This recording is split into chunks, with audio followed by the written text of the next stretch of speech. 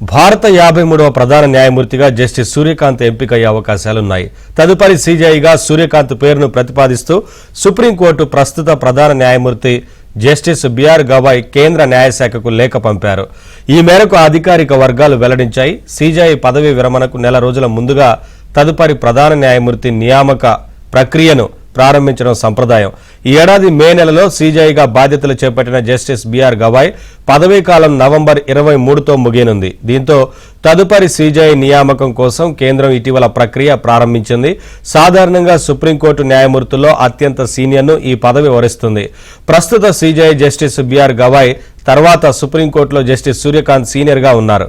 ఆయన నియామకానికి రాష్ట్రపతి ఆమోదం లభిస్తే 53వ భారత ప్రధాన న్యాయమూర్తిగా నవంబర్ 24న ప్రమాణం చేస్తారు. 2027 ఫిబ్రవరి 9 వరకు పదవిలో కొనసాగుతారు. జస్టిస్ సూర్యకాంత్ హర్యానాలోని హిసార్ జిల్లాలో 1962 ఫిబ్రవరి 10న మధ్యతరగతి కుటుంబంలో జన్మించారు.